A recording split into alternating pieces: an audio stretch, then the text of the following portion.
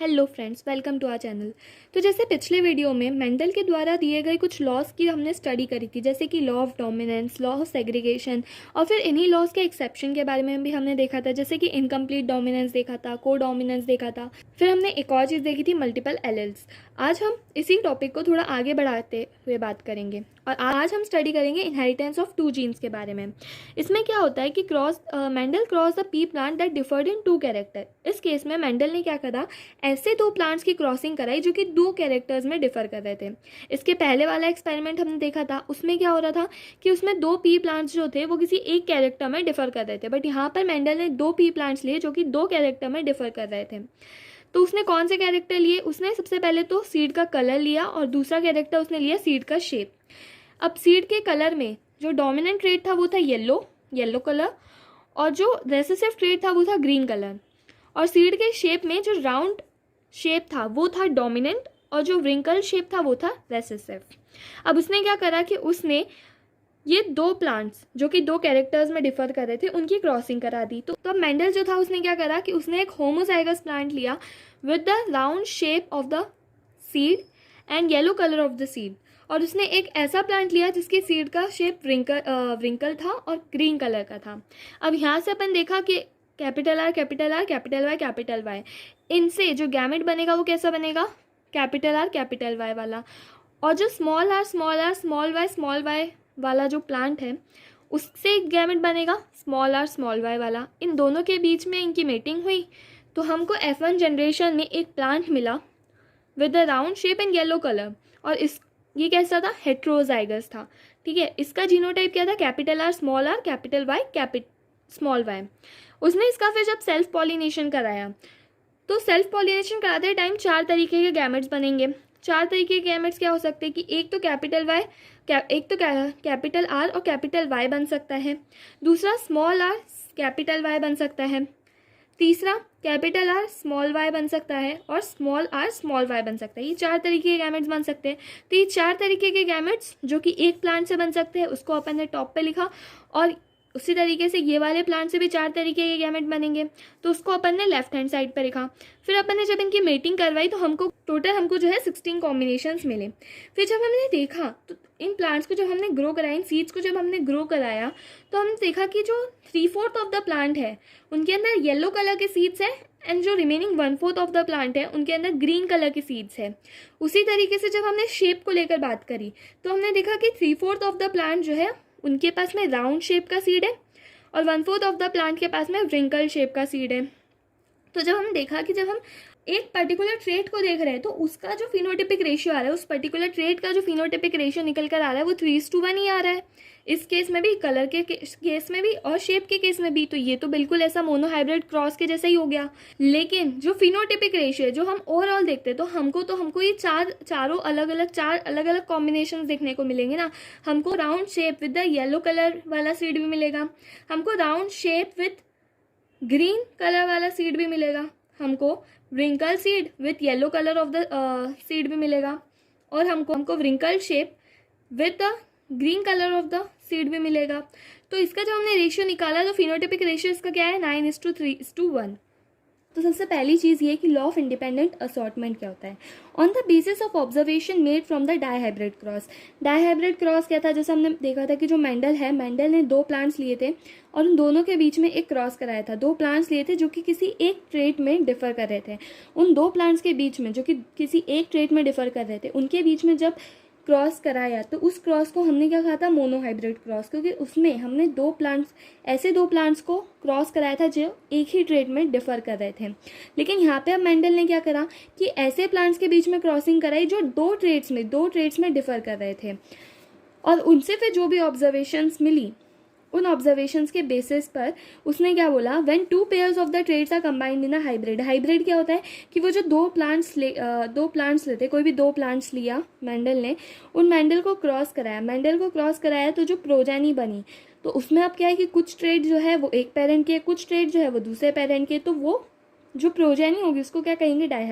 उसे क्या कहेंगे? हाइब्रिड कहेंगे। तो मेंडल ने क्या बोला? When two pairs of traits are combined in a hybrid, तो वो हाइब्रिड में अब बेसिकली क्या हुआ है, दो पेयर ट्रेड के दो पेयर कंबाइन हुए ना, क्योंकि उसने ऐसे प्लांट्स के बीच में क्रॉस कराया था जो दो ट्रेड्स में डिफर कर रहे थे, तो वो हाइब्रिड में दो पेयर ऑफ ट्रेड्स कंबाइन हुए। लेकिन अब जब क्या होगा कि जब वो जो प्रोजेनी है उस प्रोजेनी का जब गैमेट फॉर्मेशन होगा तो एक पेयर जो रहेगा किसी एक कैरेक्टर का जो पेयर होगा वो दूसरे कैरेक्टर के पेयर के इंडिपेंडेंट सेग्रीगेट होगा। When two pair of traits are combined in a hybrid, hybrid के अंदर जब ट्रेड्स के दो पेयर कंबाइन होते हैं तो segregation of one pair of character is independent of the other pair of character. तो एक पेयर ऑफ कैरेक्टर्स का सेग्रीगेशन दूसरे पेयर ऑफ कैरेक्टर के इंडिपेंडेंट होता है। मतलब क्या कि जो गैमेट्स बनेंगे उन गैमेट्स में से 50% ऑफ द गैमेट्स के पास कैपिटल आर होगा और 50% ऑफ द गैमेट के पास स्मॉल आर होगा। और इररिस्पेक्टिव कि उस गैमेट के पास में कैपिटल आर है या स्मॉल आर है, 50% ऑफ द गैमेट्स के पास में कैपिटल वाई होगा और 50% ऑफ द गैमेट्स के पास स्मॉल वाई होगा। So thus there are four genotypes of four gametes. Thus there are four genotypes of four gametes. तो चार डिफरेंट टाइप ऑफ गैमेट्स बनाएंगे, चार। तो अब क्या होगा कि अब चार डिफरेंट टाइप्स ऑफ गैमेट्स बनेंगे जिनका चार डिफरेंट जीनोटाइप होगा। एक बनेगा कैपिटल आर कैपिटल वाई, एक कैपिटल आर स्मॉल वाई, एक स्मॉल आर कैपिटल वाई, एक स्मॉल आर स्मॉल वाई। तो फ्रीक्वेंसी क्या हो गई कि जितने भी टोटल गैमेट्स बन रहे हैं हर एक गैमेट 25% बनेगा, 25% और 1/4 of the total gamete produce. मतलब जितने भी गैमेट्स बने उन गैमेट्स में कैपिटल आर कैपिटल वाई आने की फ्रीक्वेंसी कितनी होगी, 25% या 1/4। वैसे ही हर एक गैमेट, हर एक डिफरेंट काइंड ऑफ गैमेट की फ्रीक्वेंसी कितनी होगी, 25% या 1/4 of the total gamete produced. अब क्रोमोसोमल थ्योरी ऑफ इनहेरिटेंस क्या बोलता है, तो मेंडल जो था, मेंडल ने अपना जो भी काम किया था उसने इनहेरिटेंस के ऊपर, इनहेरिटेंस ऑफ कैरेक्टर्स के ऊपर मेंडल ने जितना भी काम किया था कि कैरेक्टर्स किस तरीके से पेरेंट्स से प्रोजेनी में आते, किस तरीके से कैरेक्टर्स का इनहेरिटेंस होता है, जो भी मेंडल ने काम किया था वो उसने काम पब्लिश किया था 1865 में। लेकिन ये अनरिकॉग्नाइज्ड रहा कब तक, 1900 तक। तो मेंडल ने अपना जो भी काम किया था कैरेक्टर्स के इनहेरिटेंस के बेसिस पे, जो भी उसने मतलब कैरेक्टर्स का इनहेरिटेंस जो भी उसने उस चीज़ पे काम किया था वो उसने 1865 में पब्लिश तो कर दिया था, बट 1900 तक वो अनरिकॉग्नाइज्ड रहा। ये चीज़ तो पूछी जाती है कि कब उसने पब्लिश किया था और कब तक अनरिकॉग्नाइज्ड रहा। तो ऐसे क्यों हुआ, क्यों मेंडल ने अपने वर्क को 1865 में पब्लिश करा बट फिर भी वो क्यों 1900 तक अनरिकॉग्नाइज्ड रहा। तो चार रीजन थे। पहला रीज़न था communication was not easy in those days and his work could not be widely published. उस टाइम पे, उस ज़माने में कम्युनिकेशन वो इतना ज़्यादा ईजी नहीं था जैसे कि आज के ज़माने में है कि सोशल मीडिया भी है, मीडिया भी है, तो बहुत ज़्यादा जो न्यूज़ है वो बहुत जल्दी फैल जाती है। बट उस टाइम में कम्युनिकेशन उतना इजी नहीं था, तो इस वजह से उसका जो भी काम उसने किया था वो पब्लिश तो हुआ लेकिन वो उसके लोकल एरिया में ही पब्लिश होकर रह गया, उतना वाइडली, उतना दूर दूर तक पब्लिश नहीं हो पाया। दूसरी चीज़ क्या थी, हिज कॉन्सेप्ट ऑफ जीन्स, जिसे उसने उस टाइम फैक्टर कहा था, as stable and discrete units that control the expression of traits and of the pair of alleles which do not blend with each other was not accepted by his contemporaries as an explanation for the apparently continuous variation seen in nature. तो इसको divide करके देखते हैं।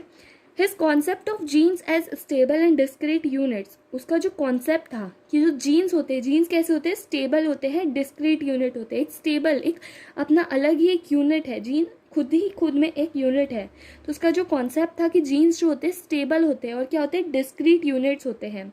और jeans का काम क्या होता है, वो ट्रेड्स के एक्सप्रेशन को कंट्रोल करते हैं। तो उसका ये जो कॉन्सेप्ट था कि जो जीन्स होते हैं वो स्टेबल होते हैं, अपने आप में ही एक यूनिट होते हैं, डिस्क्रीट यूनिट होते हैं, और यही हमारे जो भी एक्सप्रेशंस वगैरह होते हैं, जो भी हमारे ट्रेड्स के एक्सप्रेशन है, ये उन एक्सप्रेशंस को कंट्रोल करते हैं। And of the pair of alleles which do not blend with each other. और उसने ये भी कहा था कि जो एलील्स का पेयर होता है, मतलब वही जीन एलील्स का जो पेयर होता है, जैसे हेट्रोजाइगस एलील है, तो वो आपस में ब्लेंड नहीं होते। तो ये जो उसने चीज़ कही थी कि जीन्स स्टेबल डिस्क्रीट यूनिट होते हैं, ट्रेड्स के एक्सप्रेशन को कंट्रोल करते हैं, जो पेयर ऑफ एलील होते हैं वो ब्लेंड नहीं होते, उसने यही जो चीज़ कही थी, ये बहुत सारे उस टाइम के उसके जो कंटेम्प्रेरीज थे उन्होंने उस चीज़ को एक्सेप्ट नहीं करा। क्यों? क्योंकि उन्होंने बोला कि हमको तो नेचर में कंटिन्यूस वेरिएशन देखने को मिल रहा है, तो कंटिन्यूस वेरिएशन देखने को मिल रहा है और तुम कह रहे हो कि जो जीन्स है वो हमारे स्टेबल है और उन्हीं के कारण ट्रेड्स का अगर एक्सप्रेशन हो रहा है तो फिर हमें वेरिएशन क्यों देखने को मिल रहा है। मतलब वो चीज़ जो कि एक्सप्रेशन शो कर रही है, अगर वो चीज़ स्टेबल है तो फिर तो वेरिएशन नहीं दिखना चाहिए, लेकिन यहाँ पर तो वेरिएशन हमें दिख रहा है, तो क्यों दिख रहा है। तो उन्होंने इस चीज़ का एक्सप्लेनेशन मांगा और मेंडल उस टाइम इस चीज़ का एक्सप्लेनेशन नहीं दे पाया था। तो दूसरा रीज़न ये था। तीसरा रीज़न क्या था, Mendel's approach of using mathematics to explain the biological phenomena was totally new and unacceptable to many of the biologists of his time. Mendel का जो अप्रोच था कि उसने बायोलॉजिकल फिनोमिना को एक्सप्लेन करने के लिए उसने मैथमेटिक्स का इस्तेमाल किया, तो उस टाइम पे बहुत सारे जो बायोलॉजिस्ट थे उनको इस चीज़ से थोड़ी दिक्कत हुई. उन्होंने इस चीज़ को बोला कि ये बहुत ही एकदम नई चीज़ है और ये इस चीज़ को हम एक्सेप्ट नहीं करेंगे कि तुमने बायोलॉजिकल फिनोमिना में मैथमेटिक्स वगैरह अप्लाई कर लिया. तो ये इस वजह से भी मेंडल का काम रिकॉग्नाइज नहीं हो पाया. दो Mendel's work suggested that factors और the genes as discrete units. Mendel के काम से ये तो पता चल गया कि जो जीन्स है, जो फैक्टर्स है, वो खुद में एक यूनिट है. ठीक है, मेंडल के नाम से ये चीज़ तो सजेस्ट हो गई थी कि हाँ शायद ऐसा है कि जो जीन्स है, जो फैक्टर्स है, वो एक डिस्क्रीट यूनिट है. But he could not provide any physical proof for the existence of factors और से what they were made up of. लेकिन वो कोई फिजिकल प्रूफ नहीं प्रोवाइड करा पाया कि मतलब फैक्टर्स वाकई में है, वो इस चीज़ का कोई फिजिकल प्रूफ नहीं दे पाया. और वो ये भी नहीं बता पाया कि ये फैक्टर्स अगर है तो किस चीज़ के बने हैं. तो भले ही उससे थोड़ा बहुत आइडिया तो मिल गया था कि मेंडल ने जो भी काम किया था उससे थोड़ा बहुत आइडिया तो मिल गया था कि ठीक है ये जो फैक्टर है ये डिस्क्रीट यूनिट है, बट वो किस चीज़ के बने हैं, उनका फिजिकल प्रूफ वो मेंडल नहीं दे पाया था. तो ये 4 रीजंस थे जिनके कारण मेंडल का जो भी काम था वो इतना ज़्यादा पब्लिश नहीं हो पाया और अनरिकॉग्नाइज्ड रहा 1900 तक. कौन कौन से थे 4 रीज़न? एक तो कि कम्युनिकेशन उस टाइम पे इजी नहीं था. दूसरी चीज़ कि उसने बोला कि जो जीन्स होते हैं, जो फैक्टर्स होते हैं, वो स्टेबल होते हैं, डिस्क्रीट यूनिट्स होते हैं और उन्हीं के कारण हमारे ट्रेड्स एक्सप्रेस होते हैं. और जो पेयर ऑफ एलील्स होता है, पेयर ऑफ एलील्स कभी भी आपस में ब्लेंड नहीं होते. तो ये जो उस टाइम के बहुत सारे कंटेम्प्रेरीज थे वो इस चीज़ को एक्सेप्ट नहीं करे, क्योंकि उन्होंने बोला कि हमको तो नेचर में कंटिन्यूस वेरिएशन देखने को मिलता है, तो अगर वो चीज़ स्टेबल है तो फिर हमें वेरिएशन क्यों देखने को मिल रहा है. तीसरी चीज़ ये थी कि मेंडल ने बायोलॉजिकल फिनोमिना में मैथमेटिक्स अप्लाई किया था, जो कि उस टाइम के बायोलॉजिस्ट के लिए बहुत न्यू था और उन्होंने उनके लिए अनएक्सेप्टेबल था. चौथी चीज़ ये थी कि मेंडल के काम से ये तो समझ में आ गया था कि जो जीन्स होते हैं, जो फैक्टर्स होते हैं, वो डिस्क्रीट यूनिट्स होते हैं, बट वो कोई फिजिकल प्रूफ नहीं प्रोवाइड करा पाया था उनके एग्जिस्टेंस के लिए, या फिर वो ये चीज़ नहीं बोल पाया था कि ये जो चीज़ है, ये जो फैक्टर्स है, ये फैक्टर्स किस चीज़ के बने हैं. तो अब 1900 में ऐसा क्या हुआ कि जो भी उसने काम किया था वो रिकॉग्नाइज होने लगा. तो 1900 में 3 साइंटिस्ट आए. कौन कौन से? डेवरीज, कोरेंस एंड वॉन टेशरमार्क. तो ये चीज़ बहुत ज़्यादा पूछी जाती है. कौन से 3 साइंटिस्ट थे? De Vries, Correns and von Tschermak. Independently rediscovered Mendel's result on the inheritance of characters. तो इन्होंने मतलब ऐसा कुछ नहीं है कि इन्होंने मेंडल को अपना गाइड मानकर या मेंडल के जो भी ऑब्जर्वेशन थे उन ऑब्जर्वेशन के बेसिस पर इन्होंने भी इनहेरिटेंस ऑफ कैरेक्टर के ऊपर कुछ कुछ चीज़ें बोल दी. ऐसा कुछ नहीं हुआ था. इन्होंने भी क्या करा कि इन्होंने अपना अलग से इन्होंने पूरा एक्सपेरिमेंट परफॉर्म करा और उस एक्सपेरिमेंट से उनको जो रिजल्ट मिले वो रिजल्ट उनको पूरे मेंडल के जैसे दिखने लगे. मतलब इन्होंने इंडिपेंडेंटली रीडिस्कवर करा. इन्होंने ऐसा कुछ नहीं कि मेंडल ने किया था चलो उस चीज़ को करके देखते हैं, ऐसा नहीं हुआ था. इन्होंने अपना इंडिपेंडेंटली मेंडल के ही रिजल्ट को रीडिस्कवर किया था on the inheritance of character. Also by this time scientist were able to carefully observe cell division. और इस टाइम पे क्या हुआ था कि इस टाइम पे जो माइक्रोबायोलॉजी है उसमें भी बहुत सारा एडवांसमेंट आ गया था, टेक्नोलॉजी में बहुत ज़्यादा एडवांसमेंट आ गया था, माइक्रोस्कोप वगैरह ये सारी चीज़ें भी बहुत ज़्यादा उस टाइम आ चुकी थी. तो उस टाइम पर क्या हुआ कि इस टाइम पर साइंटिस्ट जो थे वो सेल डिवीजन भी इजीली नोटिस कर पा रहे थे. तो जब वो सेल डिवीजन को ऑब्जर्व कर पा रहे थे तो उन्होंने क्या चीज़ देखी? Discovery of the structures in the nucleus that appear to double and divide just before each cell division. तो जब वो ऑब्जर्व कर पाए थे सेल डिवीजन को तो उन्होंने क्या देखा कि न्यूक्लियस के अंदर कुछ तो ऐसा स्ट्रक्चर है, न्यूक्लियस में कोई तो एक ऐसा स्ट्रक्चर है जो कि just before each cell division, हर सेल डिवीजन के जस्ट थोड़ा सा पहले डबल होता है एंड देन डिवाइड होता है. तो ये कौन सा स्ट्रक्चर था न्यूक्लियस के अंदर जो कि हर सेल डिवीजन के पहले डबल होता था एंड देन डिवाइड होता था? तो this were called as chromosomes. तो इनको क्या कहा गया? क्रोमोजोम. कौन थे वो स्ट्रक्चर? क्रोमोजोम थे जो कि न्यूक्लियस के अंदर प्रेजेंट थे और हर सेल डिवीजन के पहले डबल होते थे, डिवाइड होते थे. क्रोमो से क्या समझ में आता है? कलर. तो क्रोमोजोम्स का इनको कहा गया क्रोमोजोम्स. क्रोमोजोम्स का मतलब क्या होता है? Coloured bodies. कलर बॉडीज़ क्या? Visualised by staining. मतलब जब हम इन क्रोमोजोम्स को स्टेन करेंगे, तो ये कैसी हो जाती है? कलर्ड हो जाती है. इसीलिए हमने इनको क्या कहा? क्रोमोजोम्स. अब ये तो हुई 1900 की बात. अब 1902 में क्या हुआ कि 2 और साइंटिस्ट आए, Walter Sutton and Theodore Boveri. ये भी चीज़ पूछी जाती है 1902 में कौन से 2 साइंटिस्ट आए थे? तो Walter Sutton and Theodore Boveri. इन्होंने क्या किया? Noted that the behaviour of chromosomes was parallel to the behaviour of genes. तो ये जो Walter Sutton and Theodore Boveri थे, इन्होंने क्या देखा कि जो क्रोमोसोम्स का जो भी जैसे भी क्रोमोसोम जिस भी तरीके से बिहेव कर रहे हैं, डबल हो रहे, डिवाइड हो रहे, जिस भी तरीके से वो बिहेव कर रहे हैं, उनका बिहेवियर सिमिलर है to the behaviour of genes and use the chromosome movement to explain Mendel's law. तो इन्होंने देखा कि जो क्रोमोसोम्स का बिहेवियर है वो सिमिलर है to the behaviour of genes, और उन्होंने क्या करा कि क्रोमोसोम का ये जो मूवमेंट होता है, इस क्रोमोसोम के इसी मूवमेंट को उन्होंने यूज़ करा to explain Mendel's law. Chromosome as well as, अब क्या हुआ कि जो क्रोमोसोम और जीन, इन दोनों का बिहेवियर किस तरीके से सिमिलर था, किस तरीके से पैरेलल था। तो chromosome as well as genes occur in pair, दोनों के दोनों ही पेयर में होते हैं ना। हमने देखा कि जीन्स भी पेयर में होता है, दैट इज़ 2 एलील्स होते हैं जीन्स के अंदर। क्रोमोसोम 2 पेयर में ही होता है, ह्यूमंस के अंदर 2n नंबर ऑफ क्रोमोसोम्स होते ही हैं। तो chromosome as well as gene दोनों ही पेयर में होते हैं। The 2 alleles of a gene pair are located on the homologous chromosomes. और दूसरी चीज़ क्या थी कि जो जीन होते हैं, जीन के जो 2 एलील्स होते हैं, जीन पेयर के अंदर जो 2 एलील्स होते हैं वो होमोलॉगस मतलब सिमिलर, सेम क्रोमोसोम्स, मतलब जो एक पेयर होता है क्रोमोसोम का, उसमें जो 2 क्रोमोसोम्स होते हैं, उन 2 क्रोमोसोम पे लोकेटेड होते हैं 2 alleles of a gene. So the 2 alleles of a gene pair के 2 एलील्स कहाँ लोकेटेड होते हैं? On the homologous chromosomes. अब हम जो है कुछ सिमिलैरिटीज़ देखते हैं between the gene pair and the chromosome. तो ये तो अभी देखा कि both occur in pair, genes जो होते हैं, जीन्स भी 2 पेयर में होते हैं, दैट इज़ 2 एलील्स मिलकर एक जीन बनाते हैं। तो जीन्स जो होते हैं वो भी पेयर में होते हैं, और जो क्रोमोसोम्स होते हैं वो भी पेयर में ही होते हैं। Both segregate eight the time of gamete formation. जब गैमेट फॉर्मेशन होता है तब क्या होता है कि क्रोमोसोम्स भी डिवाइड होता है। जीन्स के केस में तो हमने देख लिया था कि गैमेट फॉर्मेशन होता है तो एक गैमेट में एक एलील आता है।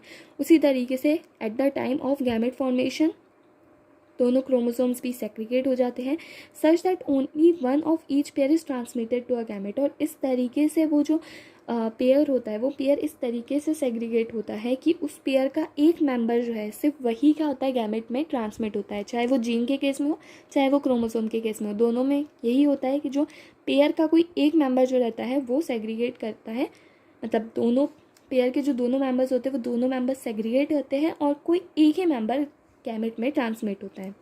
तीसरी चीज़ क्या थी? One pair segregate independently of the another. तो एक पेयर जो रहता है, एक कैरेक्टर का कोई एक पेयर या क्रोमोसोम का कोई एक पेयर, जैसे क्रोमोसोम नंबर 2 है तो उसको क्रोमोसोम नंबर 4 किस तरीके से सेग्रीगेट हो रहा है उसको इस चीज़ से कोई फ़र्क नहीं पड़ता है। वो अपना अपना एक पेयर जो रहता है वो अपना अपना इंडिपेंडेंटली सेग्रीगेट होता है। उसी तरीके से फिर हमने और देखा था लॉ ऑफ इंडिपेंडेंट असॉर्टमेंट, उसमें भी कोई एक ट्रेट का जो जीन था, एक ट्रेट का जो जीन पेयर था वो सेग्रीगेट हो रहा था independent of the other gene pair और एलील पेयर। तो Sutton and Boveri argued that the pairing and segregation of a pair of chromosomes would lead to the segregation of a pair of factors they carry। तो अभी हमने देखा कि जो jeans के alleles होते हैं, जीन्स के जो 2 एलील्स होते हैं वो होमोलॉगस क्रोमोसोम्स के ऊपर लोकेटेड होते हैं। तो अगर जो पेयर ऑफ क्रोमोसोम है, अगर वो पेयर ऑफ क्रोमोसोम सेग्रीगेट होगा तो मतलब क्या होगा कि जो फैक्टर का पेयर है, फैक्टर का पेयर भी सेग्रीगेट होगा। जैसे एक क्रोमोसोम के ऊपर एक जीन लोकेटेड है, इसी क्रोमोसोम का जो पेयर है उसके ऊपर इस जीन का जो पेयर है, इस एलील का जो पेयर है वो लोकेटेड है। अब अगर ये 2 क्रोमोसोम सेग्रीगेट होंगे तो ये जो इनके अंदर फैक्टर्स है, ये फैक्टर्स भी तो सेग्रीगेट हो जाएंगे। तो Sutton and Boveri argued that the pairing and segregation of a pair of chromosomes, जो पेयर ऑफ क्रोमोसोम्स है उनकी अगर पेयरिंग होती है या उनका अगर ये सेग्रीगेशन होता है तो would lead to the segregation of a pair of factors they carried. अगर ये जो पेयर ऑफ क्रोमोसोम्स है इनका सेपरेशन होता है तो जो पेयर ऑफ फैक्टर्स उन क्रोमोसोम्स पर लोकेटेड है उनका भी सेग्रीगेशन होगा। तो सटन ने क्या बोला, सटन ने क्या करा, सटन ने क्रोमोसोमल सेग्रीगेशन को मेंडल के प्रिंसिपल्स के साथ में यूनाइट कर दिया। सटन ने क्रोमोसोम की सेग्रीगेशन को मेंडेलियन प्रिंसिपल्स के साथ में यूनाइट कर दिया और उसने इन दोनों को मिलाकर क्या कर दिया, क्रोमोसोमल थ्योरी ऑफ इनहेरिटेंस दे दी। क्रोमोसोमल थ्योरी ऑफ इनहेरिटेंस दे दी और फिर इसी क्रोमोसोमल थ्योरी ऑफ इनहेरिटेंस का एक्सपेरिमेंटल वेरिफिकेशन किसने करा, थॉमस हंट मॉर्गन और उसके कलीग्स ने। तो ये चीज़ पूछी जाती है कि जो क्रोमोसोमल थ्योरी ऑफ इनहेरिटेंस है, क्रोमोसोमल थ्योरी ऑफ इनहेरिटेंस दी किसने थी, सटन बोवेरी ने। और ये जो इसका एक्सपेरिमेंटल वेरिफिकेशन है वो किसने किया था, थॉमस हंट मॉर्गन और उसके कलीग्स ने। तो उन्होंने इस चीज़ का एक्सपेरिमेंटल वेरिफिकेशन कैसे किया था, तो टाइनी फ्रूट फ्लाई ली उन्होंने क्या करी, एक टाइनी फ्रूट फ्लाई ली वो टाइनी फ्रूट फ्लाई का साइंटिफिक नेम क्या था? ड्रोसोफिला मेलानोगैस्टर। ये भी चीज़ बहुत ज़्यादा पूछी जाती है कि थॉमस हंट मॉर्गन और उनके कलीग्स ने किसके ऊपर एक्सपेरिमेंट परफॉर्म किया था? तो ड्रोसोफिला मेलानोगैस्टर या फिर टाइनी फ्रूट फ्लाई। तो उन्होंने ड्रोसोफिला मेलानोगैस्टर को ही क्यों चूज़ करा? सबसे पहली चीज़, grown on the simple synthetic medium. उसको ग्रो कराने के लिए कोई अलग से कोई मीडियम की ज़रूरत नहीं होती। एक सिंपल सा सिंथेटिक मीडियम भी लोगे, उसके ऊपर भी तुम ग्रो कराओगे, वो ग्रो हो जाएगी। दूसरी चीज़, complete life cycle in 2 weeks. जो ड्रोसोफिला मेलानोगैस्टर होती है उसकी पूरी लाइफ साइकिल 2 हफ्ते में कंप्लीट हो जाती है। तो पहला रीज़न क्या था कि सिंपल सिंथेटिक मीडियम पे भी उसको ग्रो करा सकते हैं। दूसरा रीज़न ये था कि जो ड्रोसोफिला मेलानोगैस्टर है उसकी पूरी लाइफ स्पैन 2 हफ्तों में कंप्लीट हो जाती है। तीसरी चीज़, a single mating could produce a large number of progeny. अगर ये ड्रोसोफिला मेलानोगैस्टर के बीच में, मेल और फीमेल ड्रोसोफिला मेलानोगैस्टर के बीच में अगर एक सिंगल मेटिंग भी करवा दी जाए तो उससे लार्ज नंबर ऑफ प्रोजेनी बन जाएगी। लार्ज नंबर ऑफ प्रोजेनी मिल जाएगी तो हम ज़्यादा अच्छे तरीके से ऑब्जर्व कर सकते हैं, ज़्यादा वाइड रेंज में हम लोग क्या कर सकते हैं? ऑब्जर्वेशन कर सकते हैं। Clear differentiation of male and female flies. चौथी चीज़ ये थी कि जो मेल और फीमेल फ्लाइज हैं इनको हम अच्छे तरीके से डिफ्रेंशिएट कर सकते हैं, अलग ही इनके अंदर डिफरेंस पता चल जाता था। जैसे कि जो ऐसा कुछ है कि जो फीमेल फ्लाइज होती है वो थोड़ी सी बड़ी होती है as compare to the male flies. फिर पांचवी चीज़ क्या थी? Hereditary variation that can be seen with low power microscope. अगर इन ड्रोसोफिला मेलानोगैस्टर के अंदर कोई हेरिडेटरी वेरिएशन आता भी है तो उसको हम इजीली लाइट पावर या लो पावर माइक्रोस्कोप से इजीली हम आइडेंटिफाई कर सकते थे। तो जो क्रोमोसोमल थ्योरी ऑफ इनहेरिटेंस थी वो दी किसने थी? वो दी थी सर डैन बोवेरी ने। और क्रोमोसोमल थ्योरी ऑफ इनहेरिटेंस का एक्सपेरिमेंटल वेरिफिकेशन किसने किया था? थॉमस हंट मॉर्गन ने और उसके कलीग्स ने। किस पे किया था? टाइनी फ्रूट फ्लाई पे, ड्रोसोफिला मेलानोगैस्टर भी बोलते हैं उसको। क्यों किया था? 5 रीजंस थे। सबसे पहले तो ये सिंपल सिंथेटिक मीडियम पे ग्रो हो सकती थी। दूसरा रीज़न, इसकी लाइफ साइकिल 2 हफ्तों में कंप्लीट हो जाती थी। तीसरा, एक सिंगल मेटिंग से large number of progeny produce हो जाती है। चौथा रीज़न कि जो मेल और फीमेल फ्लाइज है इनके बीच में क्लियर कट डिफ्रेंसिएशन देखने को मिलता है, इजीली पता लगा सकते हैं कौन मेल है कौन फीमेल है। पांचवी चीज़, hereditary variation that can be seen with low power microscope. कोई भी हेरिडेटरी वेरिएशन है इजीली लो पावर माइक्रोस्कोप से किसी भी तरीके के हेरिडेटरी वेरिएशंस देख सकते थे। Thank you.